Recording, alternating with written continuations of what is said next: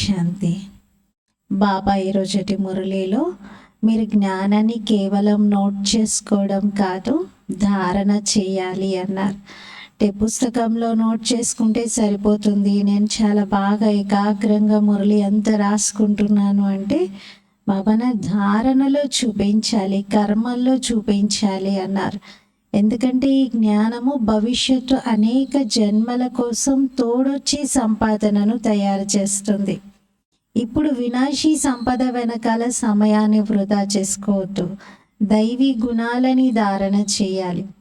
అలాగే బాబా ఈరోజు ప్రకృతి వైపరీత్యాలు మీకు ఏ విధంగా సహాయపడుతున్నాయో తెలియజేస్తున్నారు. ఎందుకంటే ఇప్పుడు వరద బీభత్సాలని, భారీ వర్షాలని చూసి ఏవైతే ఆపదలు సంభవిస్తున్నాయో వాటిల్లో అందరూ ఇంక ఇవి చాలు, ఇంక వద్దు అని కోరుకుంటున్నారు.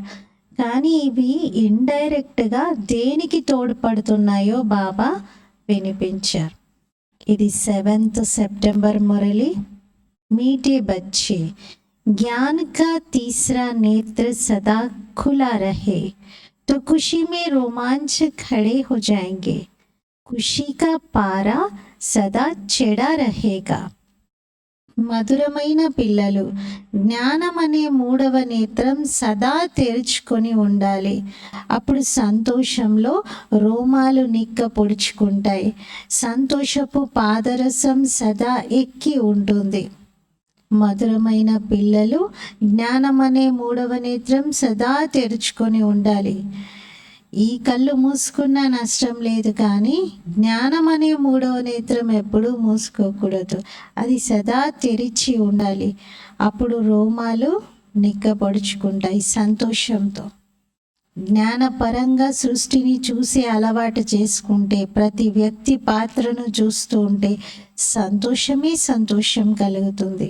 ఆ సంతోషంతో పాదరసం పెరుగుతుంది, సంతోషపు పాదరసం పెరుగుతుంది. అందుకే బాబా జ్ఞానం అనే నేత్రాన్ని మీకు ఇచ్చాను, ఇప్పుడు దాన్ని ఉపయోగించుకునే చూడండి అంటున్నారు. దాని ద్వారా చూడడంతో మొత్తం అంతా మన చుట్టూ ఏం జరుగుతున్నా ప్రతి దాని అంతరార్థం అర్థమవుతుంది, రహస్యం తెలుస్తుంది. దేనిలో మనకి దుఃఖమే కలగదు, సంతోషపు అనుభవం కలుగుతూ ఉంటుంది. ప్రశ్న, इस समय मनुष्यों की नज़र बहुत कमज़ोर है, इसीलिए उनको समझाने की युक्ति क्या है? ఈ సమయంలో మనుషుల దృష్టి చాలా బలహీనంగా ఉంది, అందుకే వారికి అర్థం చేయించడానికి యుక్తి ఏమిటి?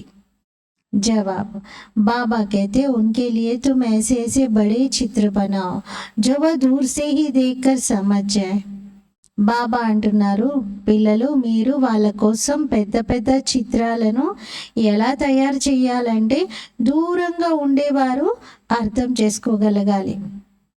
ఏ గోలే కా చిత్ర తో బహుత్ బడా హోనా చాహియే. ఈ సృష్టి చక్రం యొక్క చిత్రం అయితే చాలా పెద్దదిగా ఉండాలి. యహే అందం కి ఆగే ఆయన, ఇది గుడ్డివారి ముందు అద్దం పెట్టినట్లు అంటున్నారు. బాబా చెప్తున్నారు, మీరు పెద్ద పెద్ద చిత్రాలను తయారు చేయండి, అప్పుడు దూరం నుండి చూసి వారు అర్థం చేసుకోగలుగుతారు. సృష్టి చక్రం చిత్రం అయితే ఇంకా పెద్దగా ఉండాలి అంటున్నారు. అప్పుడు అందులకు అంటే గుడ్డిగా ఉన్నటువంటి వారికి ఏదైనా తనకి తానే తెలుసుకోగలిగేటువంటి సాధనాన్ని ఇస్తే ఎంత లాభమో, అలా ఈ చిత్రాలు పెద్దగా తయారు చేయడంతో మనుషులు వారి దృష్టిని దానిపైన పెట్టకుండా ఉండలేరు. ఇంకా ఎంత వద్దనుకున్నా దృష్టిని ఆకర్షించేలాగా అంత పెద్దగా చిత్రం ఉండడంతో అజ్ఞాన అంధకారంలో ఉన్న మనుషులకు ఇది చక్కగా అర్థమవుతుంది అంటున్నారు. ప్రశ్న, ఇంకొక ప్రశ్న, सारी दुनिया को स्वच्छ बनाने में तुम्हारा मददगार कौन बनता है? మొత్తం ప్రపంచాన్ని స్వచ్ఛంగా చేయటంలో మీకు సహయోగిగా ఎవరవుతారు? జవాబు, యహ నేచురల్ కెలామిటీస్ తుమారీ మదద్గార్ బంతీ హై. ఈ ప్రకృతి వైపరీత్యాలు మీకు సహయోగిగా అవుతాయి. ఇస్ బేహద్ కే దునియా కి సఫాయి కే లియే జరూర్ కోయి మదద్గార్ చాహియే. ఈ అనంతమైన ప్రపంచం యొక్క శుభ్రత కోసము తప్పనిసరిగా ఎవరో ఒకరు సహయోగిలు కావాలి. అందుకే ప్రకృతి వైపరీత్యాలు మీకు సహయోగిగా అవుతున్నాయి. ఓం శాంతి. గాయన్ भी है बाप से 1 सेकंड में वर्षा.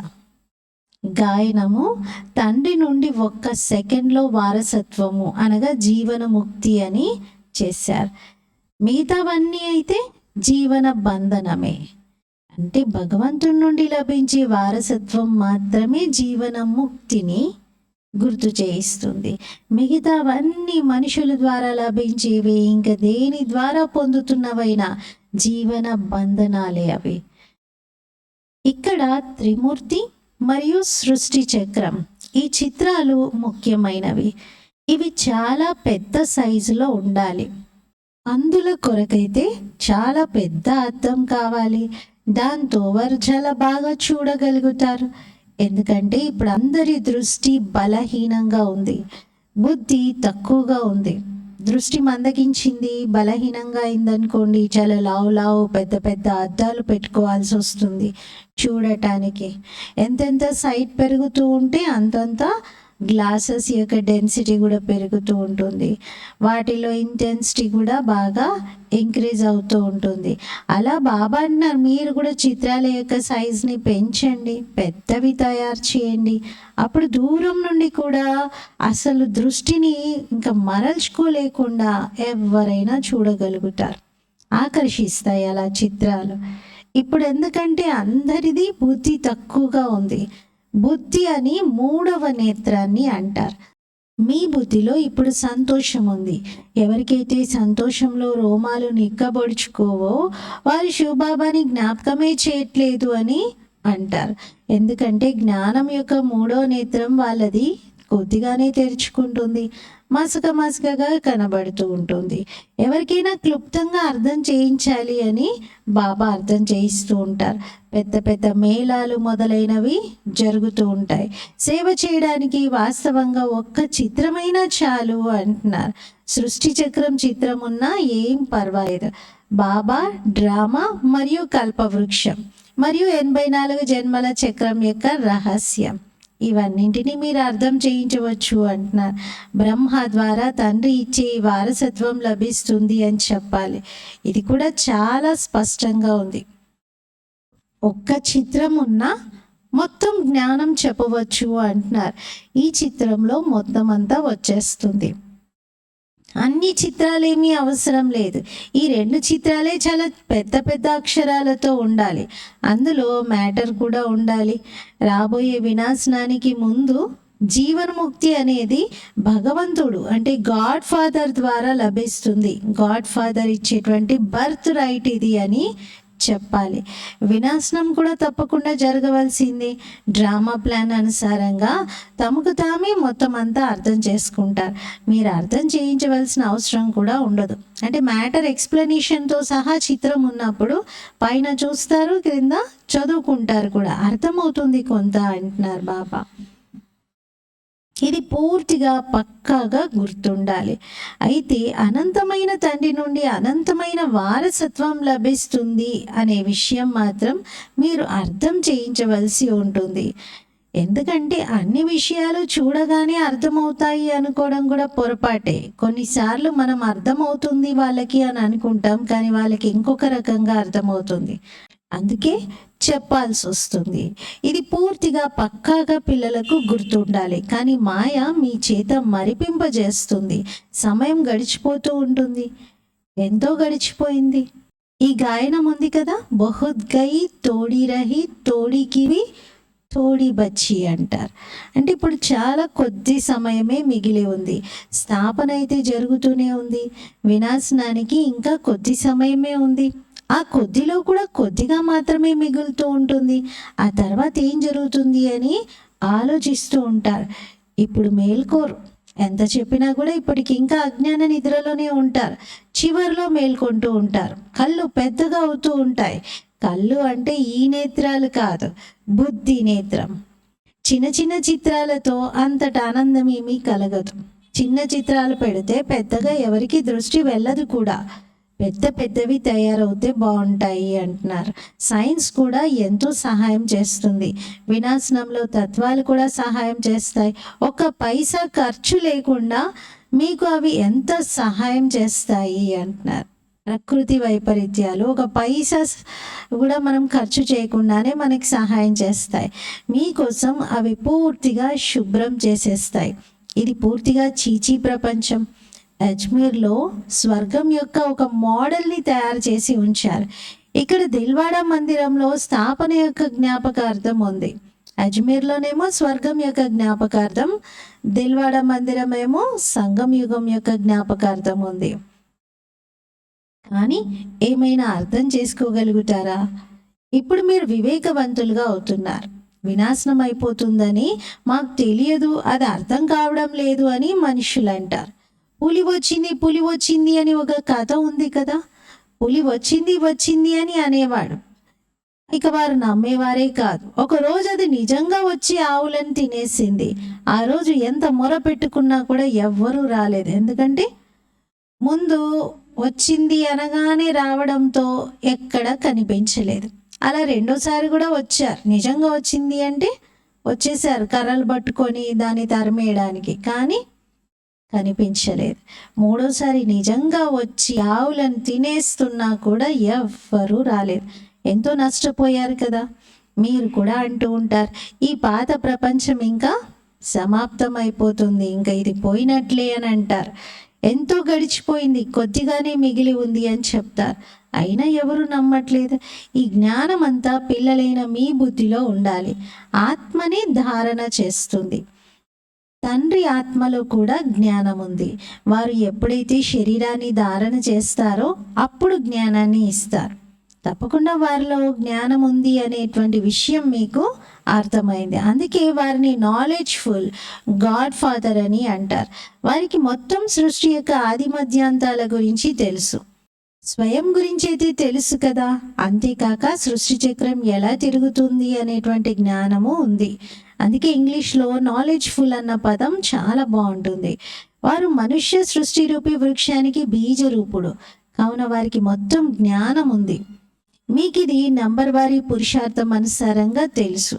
శివబాబా ఉన్నదే నాలెడ్జ్ఫుల్గా. ఇది బుద్ధిలో బాగా గుర్తుండాలి. అందరి బుద్ధిలోనూ ఏకరసంగా ధారణ జరుగుతుందనేమి కాదు.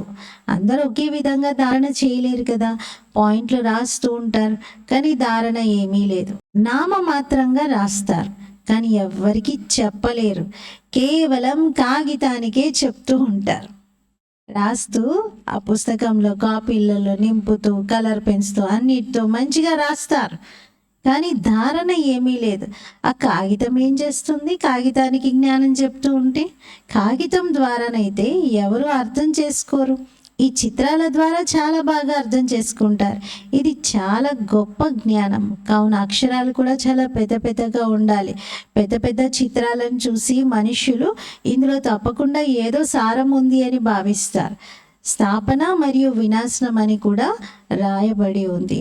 రాజధాని యొక్క స్థాపన అనేది గాడ్ ఫాదర్లీ బర్త్ రైట్, అంటే భగవంతుడు ఇచ్చేటువంటి జన్మసిద్ధ అధికారం. జీవనముక్తి అనేది పిల్లలు ప్రతి ఒక్కరి హక్కు. కావున పిల్లలకు బుద్ధి నడవాలి. అందరూ జీవన బంధనంలో ఉన్నారు.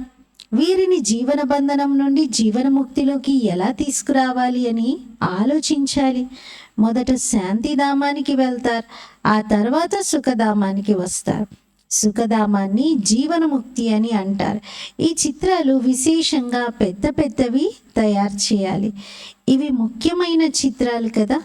చాలా పెద్ద పెద్ద అక్షరాలు ఉన్నట్లయితే మనుషులు అంటారు, బీకేలు ఇంత పెద్ద చిత్రాలను తయారు చేశారు అని. తప్పకుండా ఏదో జ్ఞానం ఉంది అంటారు. కావున అక్కడక్కడ మీవి కూడా పెద్ద పెద్ద చిత్రాలు పెట్టి ఉన్నట్లయితే ఇవి ఏంటి అని అడుగుతారు. అప్పుడు మీరు ఇలా చెప్పండి, ఇంత పెద్ద చిత్రాలను మీరు అర్థం చేసుకునేందుకే మేము తయారు చేశాము అని. ఇందులో స్పష్టంగా రాయబడి ఉంది. వారికి అనంతమైన వారసత్వం ఉండేది అన్నది నిన్నటి విషయమే, ఈరోజు అది లేదు. ఎందుకంటే 84 పునర్జన్మలు తీసుకుంటూ క్రిందకు వచ్చేసారు. సతో ప్రధాన స్థితి నుండి తమో ప్రధానంగా అయ్యారు. ఈ జ్ఞానం మరియు భక్తి, పూజ్యులు మరియు పూజారులు. ఇదంతా ఒక ఆట. ఇది వారికి అర్థం చేయించాలి. సగం సగంగా మొత్తం ఆట అంతా తయారై ఉంది.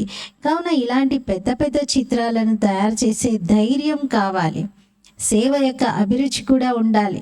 ఢిల్లీలోనైతే మూల మూలలో సేవ చేయాలి. మేళాలు మొదలైన వాటికైతే ఎంతోమంది వెళ్తారు.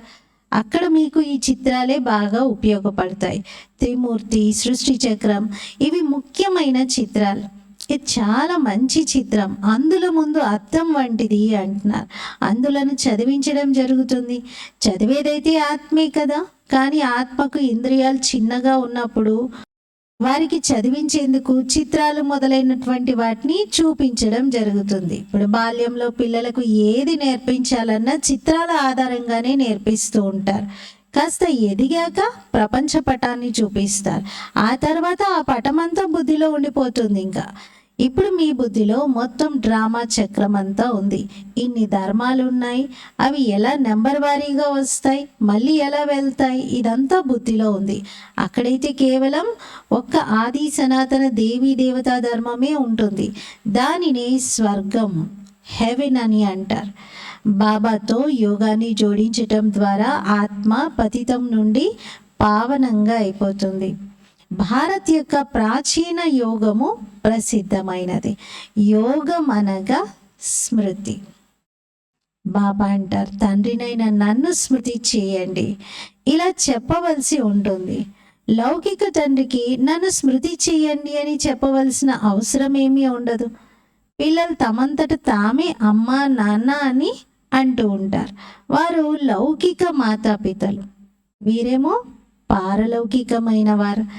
మీ కృప ద్వారా అపారమైన సుఖాలను పొందుతాము అని వీరి గురించి గాయనం ఉంది. ఎవరికైతే దుఃఖం ఉంటుందో వారే గానం చేస్తారు. సుఖంలోనైతే ఇలా అనవలసిన అవసరమే ఉండదు. ఎప్పుడైతే దుఃఖంలో ఉంటారో అప్పుడు పిలుస్తారు. వీరు మాతాపిత అని ఇప్పుడు మీకు అర్థమైంది. రోజు రోజుకు మీకు గుహ్యాతి గుహ్యమైన విషయాలను వినిపిస్తున్నాను అని బాబా అంటున్నారు. మాతాపిత అని ఎవరిని అంటారో ఇంతకుముందు ఏమైనా మీకు తెలుసా? పిత అని వారిని అంటారని ఇప్పుడు మీకు అర్థమవుతుంది. బ్రహ్మ ద్వారా తండ్రి నుండి వారసత్వం లభిస్తుంది.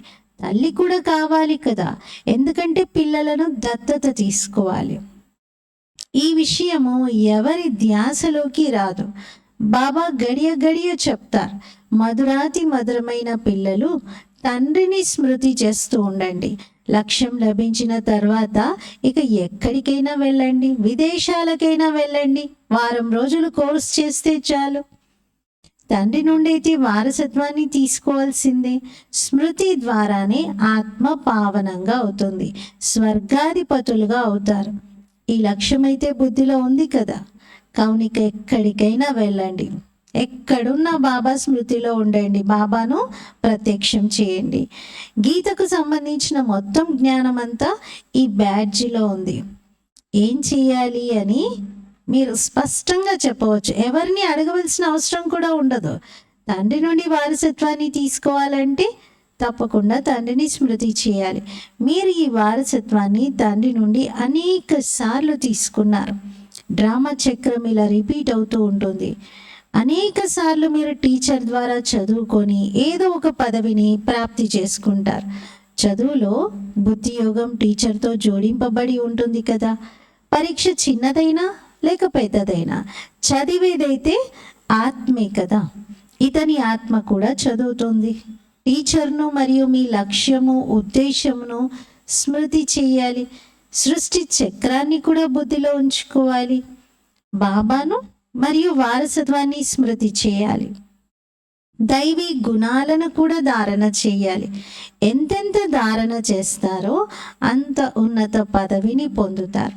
బాగా బాబాని ఎక్కువగా జ్ఞాపకం చేస్తూ ఉంటే ఇక ఇక్కడికి రావాల్సిన అవసరం కూడా ఏముంది, అయినా కానీ వస్తూ ఉంటారు.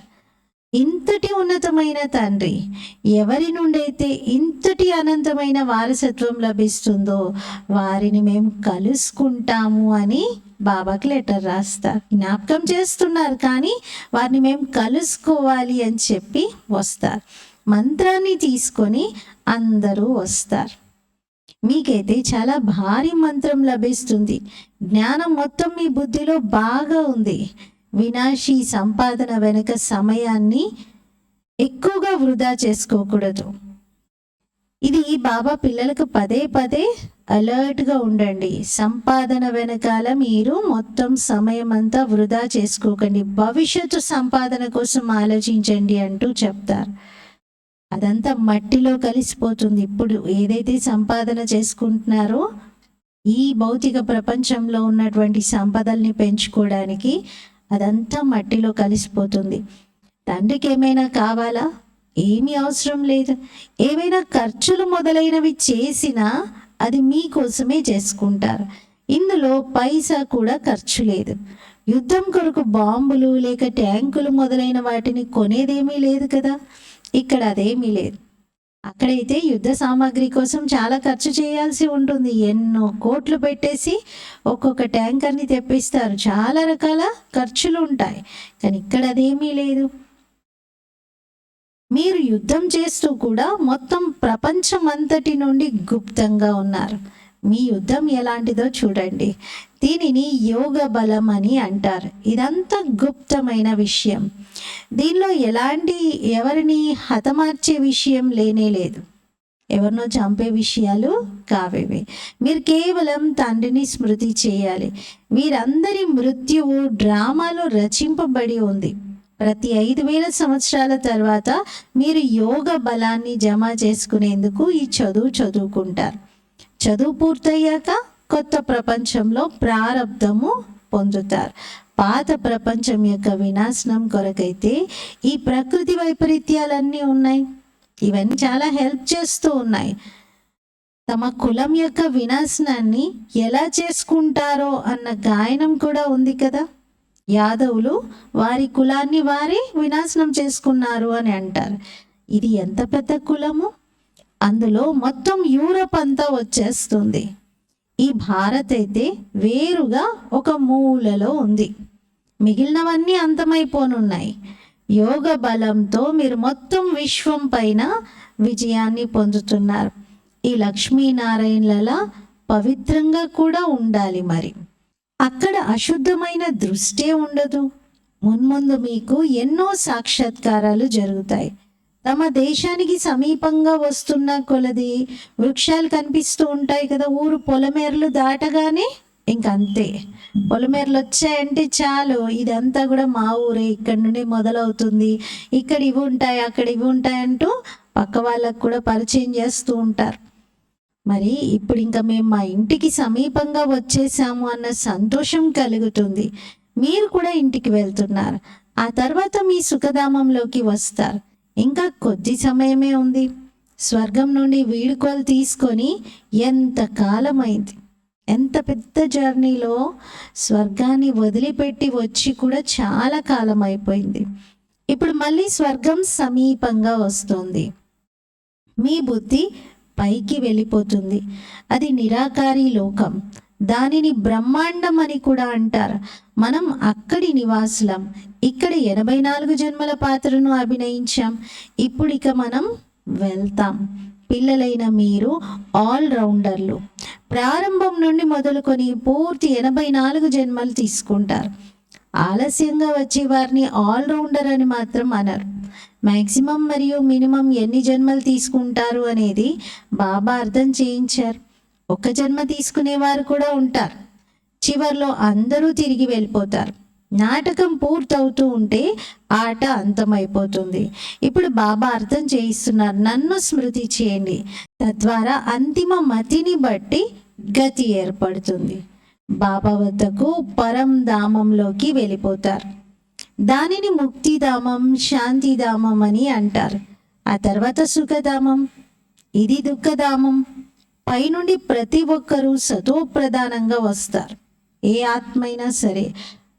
ఆ తర్వాత సతో రజో తమోలలోకి వస్తారు. ఒక్క జన్మనే ఉన్నా అందులో కూడా ఈ 4 స్థితులను పొందుతారు. ఎవరికైనా 4 స్టేజెస్ ఉంటాయి. బాబా కూర్చొని పిల్లలకు ఎంత చక్కగా అర్థం చేయిస్తారు. అయినా కానీ స్మృతి చేయరు. తండ్రిని మర్చిపోతారు. నంబర్ వారీగా అయితే ఉన్నారు కదా, నంబర్ వారీ పురుషార్థం అనుసారంగా రుద్రమాల తయారవుతుందని పిల్లలకి తెలుసు. ఈ రుద్రమాల కోట్లాది మందిది. రుద్రమాలలో మొత్తం మానవ సృష్టిలో ఉన్నటువంటి వాళ్ళందరూ, అన్ని ఆత్మలు ఉంటాయి. ఇది అనంతమైన విశ్వం యొక్క మాల. బ్రహ్మ నుండి విష్ణువుగా, విష్ణువు నుండి బ్రహ్మగా అవుతారు. ఇరువురి ఇంటి పేరును చూడండి. ఇది ప్రజాపిత బ్రహ్మ యొక్క పేరు. మళ్ళీ అర్ధకల్పం రావణుడు వస్తాడు, దేవతా ధర్మం. ఆ తర్వాత ఇస్లాం ధర్మం. ఆదం బీబీలను కూడా తలుచుకుంటారు, అలాగే ప్యారడైజ్ని కూడా తలుచుకుంటారు. భారత్ ప్యారడైజ్గా, స్వర్గంగా ఉండేది. పిల్లలకు సంతోషమైతే ఎంతో కలగాలి. ఎందుకంటే అనంతమైన తండ్రి, ఉన్నతోన్నతమైన భగవంతుడు ఉన్నతోన్నతంగా తయారు చేసేందుకు చదివిస్తున్నారు. దీంతో ఉన్నతోన్నతమైన పదవి లభిస్తుంది. అందరికంటే ఉన్నతోన్నతమైనటువంటి టీచర్ బాబా. వారు టీచర్, అలాగే వారు తమతో పాటు మనల్ని తీసుకెళ్తున్నారు కాబట్టి సద్గురువు కూడా. ఇలాంటి తండ్రి ఎందుకు గుర్తుండరు? సంతోషం యొక్క పాదరసం పైకెక్కి ఉండాలి, కానీ ఇది యుద్ధ మైదానం. మాయ సంతోషాన్ని నిల్వనివ్వదు. గడియ గడియ పిల్లలు పడిపోతూ ఉంటారు. బాబా అయితే అంటారు, పిల్లలు స్మృతి ద్వారానే మీరు మాయాజీతులుగా అవుతారు అని. అచ్చా, मीठे मीठे सिकीलते बच्चों प्रति माता पिता बाप दादा का याद प्यार और गुड मॉर्निंग। रूहानी बाप की रूहानी बच्चों को नमस्ते। हम रूहानी बच्चों की रूहानी बाप दादा को याद प्यार गुड मॉर्निंग और नमस्ते। मेरा बाबा मीठा बाबा प्यारा बाबा, शुक्रिया बाबा। ధారణ కోసం ముఖ్య సారం. ఫస్ట్ పాయింట్, బాబా ఏదైతే నేర్పిస్తున్నారో దానిని అమలు పరచాలి. కేవలం కాగితం పైన నోట్ చేసుకోవడం కాదు. వినాశనానికి ముందే జీవన బంధనం నుండి జీవనముక్త పదవిని ప్రాప్తించుకోవాలి. సెకండ్ పాయింట్, తన సమయాన్ని వినాశీ సంపద వెనక అధికంగా వృధా చెయ్యకూడదు. ఎందుకంటే ఇదంతా మట్టిలో కలిసిపోయేది ఉంది. కాబట్టి అనంతమైన తండ్రి నుండి అనంతమైన వారసత్వాన్ని తీసుకోవాలి, మరియు దైవీ గుణాలను కూడా ధారణ చేయాలి. ఫస్ట్ పాయింట్లో బాబా, మీరు పాయింట్స్ కేవలం పుస్తకంలో నోట్ చేసుకోవడం కాదు, మీ మస్తకంలో ధారణ చేయండి అంటున్నారు. జీవన బంధనం నుండి జీవనముక్త పదవిని వినాశనానికి ముందే పొందాలి. సత్యుగానికి వెళ్ళిన తర్వాత జీవనముక్త పదవిని పొందడం కాదు, ఇక్కడే వినాశనానికి ముందే ఆ పదవిని పొందాలి. అంటే అలాంటి స్థితిలో ఉండాలి అంటున్నారు. సెకండ్ పాయింట్లో బాబా టైం వేస్ట్ చేయకండి అంటున్నారు. ఎందుకంటే ఇప్పుడు ఏదైతే మీరు డబ్బు డబ్బు అంటూ సంపాదిస్తున్నారో ఇదంతా మట్టిలో కలిసిపోయేది ఉంది. ఇప్పుడు వారసత్వాన్ని తీసుకోవాలి, దైవీ గుణాలని ధారణ చేయాలి అని దీనిపైన ఎక్కువగా అటెన్షన్ ఇవ్వాలి. దీనికోసం సమయము తీయాలి. वरदान, योग बल द्वारा माया की शक्ति पर जीत प्राप्त करने वाले सदा विजयी भव। యోగ బలంతో మాయా శక్తి పైన విజయం ప్రాప్తించుకునేటువంటి సదా విజయీ భవ. యోగ బలంతో మాయా శక్తి పైన విజయాన్ని ప్రాప్తించుకునేటువంటి సదా విజయీ భవ. వివరణ, జ్ఞాన బలము మరియు యోగ బలం అన్నింటికన్నా శ్రేష్టమైన బలాలు ఇవి. ఏ విధంగా సైన్స్ బలం అంధకారంపై విజయాన్ని పొంది ప్రకాశాన్ని ఇస్తుందో, అదేవిధంగా యోగ బలం సదా కొరకు మాయపై విజయాన్ని ప్రాప్తింపజేసి విజయులుగా చేస్తుంది. యోగ బలం ఎంతటి శ్రేష్ట బలం అంటే మాయాశక్తి దీని ముందు అసలు ఏమీ కాదు. యోగ బలం గల ఆత్మలు స్వప్నంలో కూడా మాయతో ఓడిపోలేరు. స్వప్నంలో కూడా ఎటువంటి బలహీనత వారి దరికి రాదు. ఇటువంటి విజయీ తిలకము మీ మస్తకంపై దిద్దపడి ఉంది. అలాంటి విజయ స్థితిలో మనం అందరము ఉండాలి. అలాంటి విజయీ ఆత్మలము అనేటువంటి నశాలో ఉండాలి. స్లోగన్, नंबर 1 में आना है तो व्यर्थ को समर्थ में परिवर्तन कर दो. నంబర్ 1లోకి రావాలనుకుంటే వ్యర్థాన్ని సమర్థతలోకి పరివర్తన చేసేయాలి. నంబర్ 1గా అవ్వాలి అంటే వ్యర్థాన్ని సమర్థతలోకి పరివర్తన చేయాలి. బాబా వ్యర్థాన్ని నీళ్ళతో పోలుస్తున్నారు, సమర్థాన్ని పాలతో పోలుస్తున్నారని మొన్న కూడా ఒక మురళిలో వినిపించారు. ఇప్పుడు మనము సమర్థతతో ఉండాలి, సమర్థమైనటువంటి స్థితిలో ఉండాలి. ప్రతి విషయాన్ని కూడా సమర్థంగా పరివర్తన చెయ్యాలి. ఈరోజు స్వమానం, నేను విజయీ ఆత్మను. యోగ బలాన్ని పెంచుకుంటూ మాయ పైన విజయాన్ని పొందే విజయీ ఆత్మను ఈ అనుభవము చేద్దాం. ఓం శాంతి.